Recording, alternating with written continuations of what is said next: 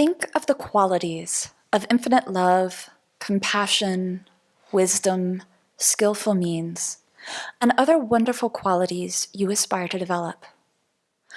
What would it feel like to be those qualities? Get a sense of the expansiveness and peace of having a wise and kind heart that reaches out impartially to work for the benefit of all beings. That's the beginning of our meditation on Shakyamuni Buddha that many of us have led and certainly engaged ourselves in many, many times. And I've always found it a little bit difficult, that idea of what would it feel like to be these qualities?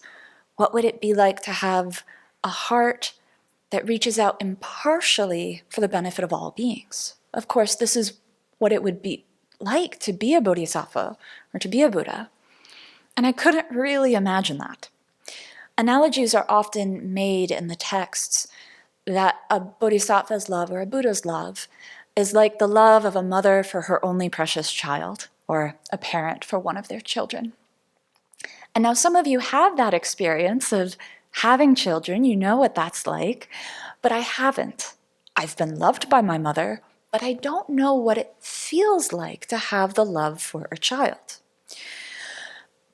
But I've had cats. And the cats that I had in Atlanta were effectively my family for 7 years before I came here. And I love them incredibly. You know, the warm-hearted feeling when one is sitting on your lap and purring, or, you know, the compassion and acceptance and understanding you have when they vomited on the floor and you need to clean it up without hatred, and at a certain point, even without a certain level of disgust that I guess I imagine mothers have for the messes their children make, especially babies. But these were my cats. There was a whole lot of attachment there. It wasn't just pure love and compassion. And some of that was really clear when I then experienced so much pain in being separated from them. So I've met other cats, the cats of friends and family members and the cats here at the Abbey. And I would say I love them, but it's not unbiased in that the cats that are friendly and jump into my lap and purr are certainly the ones that I prefer over the cats that run away from me. Here at the Abbey, of our 4 cats, I have 3 favorites because Mudita bites me. So in this case, again, my feeling towards these animals are coming back to how they treat me, how I have pleasure or not from them. So again, that's not at all what it's like to be a bodhisattva. But I had an experience recently that really helped move me in this direction of understanding a little bit better, having that experiential aspect of it. And I had a few days vacation, and I spent a portion of that time volunteering at POSNA, Pawsitive Outreach Spay and Neuter Advocates. And our friend Cindy officially started this 501(c) nonprofit in 2014. And their mission includes providing affordable spay and neuter assistance to low-income pet owners. They run clinics for this frequently. They rescue and spay and neuter abandoned, stray, and feral animals, especially cats. And then they provide shelter for those animals until a home is found. They also have a pet food bank where there's pet food and litter available for low-income pet owners. And they have a network of volunteers that foster abandoned or otherwise found kittens. So I didn't get the exact number, but I think there's probably about 100 cats there. And to give you a sense, the second day I was there was one other volunteer there for the morning, but for the most part, it's Cindy single-handedly trying to take care of about 100 cats. So Cindy has incredible love for each and every single one of these cats, but they're not hers. She takes whatever cat she has room for, including the ferals that are stray cats, abandoned cats that show up here that we can catch. She doesn't differentiate between, well, this is a cute cat and this is a dirty cat, so I'll take the cute one. She takes what she can. And she celebrates when there's a home found for them. She's not clinging on to them.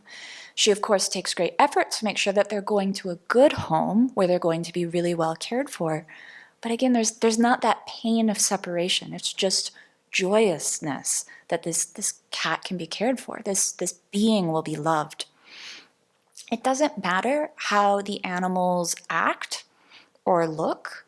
She has great compassion for all of their problems. Many of them are showing up ill.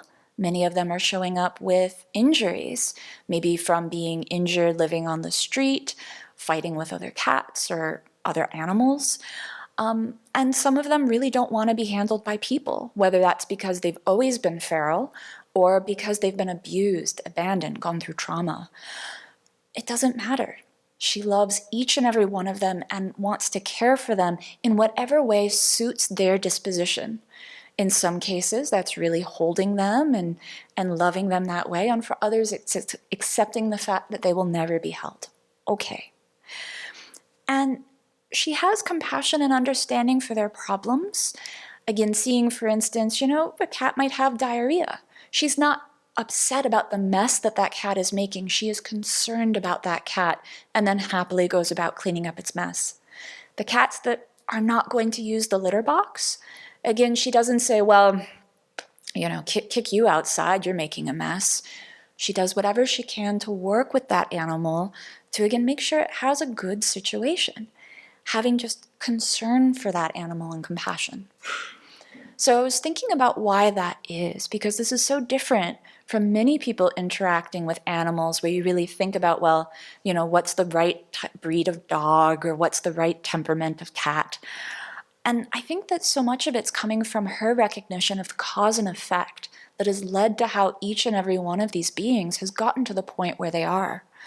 So for many of the animals that are fearful and don't want to be handled, it's because of the abuse that they've experienced in the past, or maybe being companion animals and then being abandoned onto the street, now not trusting people, or because they've never been socialized around human beings. So how do you work with that? Well, you accept the fact that the cats that have already had those experiences, well, maybe over time they'll change. And when you find kittens, when you have that chance to really make that intervention, she makes sure that those kittens are socialized and fostered so that they can be really good companion animals in the future and be in a really loving home situation. For the many cats that have their own flavor of litter box problems, she again sees that this is coming from illness or coming from trauma. One cat in particular, Snowball, is this really sweet white cat that likes being brushed and will be pet and is very friendly with people. And from whatever trauma he experienced between the home he clearly lived in for a long time and getting to POSNA, he won't use a litter box now. But again, not disregarding him, not deciding that he is a less good cat because of that, but saying, what is the best life? What is the best situation that we can give that cat, given its situation? So once you recognize this cause and effect, I see her then working on that bigger picture.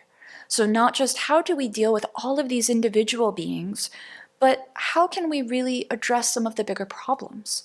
And so one of those is actually making low-cost spay and neuter for animals available so that loving pet owners who maybe don't have the means to get all of their animals altered can get their animals altered so that they don't end up with unwanted kittens that they maybe can't actually care for. Additionally, that idea of having that pet food and litter food bank means that pet owners who again love their animals but might really be struggling to care for them can get what they need to care for their animals. Similarly, finding litters of kittens when they're feral cats and trying to have them socialized as companion animals mean we have fewer feral cats out there, which again might not seem like, oh, they're wild animals, they like it. We have coyotes, we have cars. The thought is that, and we have songbirds that don't want to be eaten by cats. So really seeing that a lot of suffering comes from having all of these animals just out on their own in the wild. So I think it's beautiful to see the analogy between how we're aspiring to be bodhisattvas and care for each and every sentient being, regarding of the realm they're born in, regardless of the realm they're born in, regardless of their situation in life. Because similarly, however they are is a product of causes and conditions. And we can also work on the big picture by transforming our own mind, by trying to encourage others to have ethical conduct and change that big picture, not just dealing with individual situations. So that for me was really inspiring.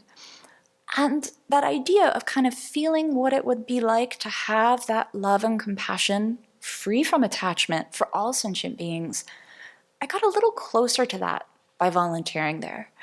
When on my first day, this young cat jumped up in my lap right away and started purring and cuddling me. It was wonderful. I pet him, I was happy. And then a woman walked in who was looking for the cat she was there to adopt.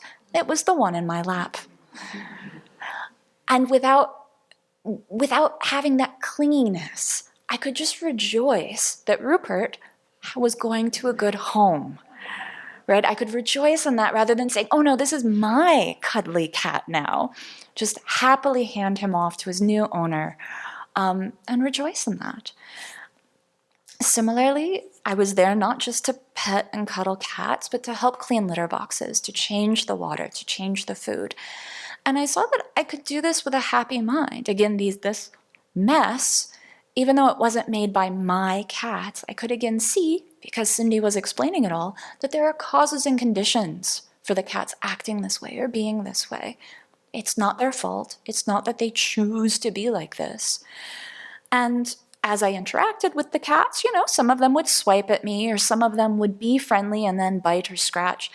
And again, not getting upset that I have a few scratch marks from them, but again, seeing there's causes and conditions for this. It's not that they're wanting to hurt me per se. Many of the cats, again, are a little bit fearful, and some look like they've probably been companion animals before. Fluffy cats with long fur that now just run away from people. And so to see them and not think, oh, you don't look so good, or some of the cats that, are quite sick, to just have love and compassion for them, not aversion, not thinking, oh, I want to be with the cute cats and not kind of the sick, decrepit ones.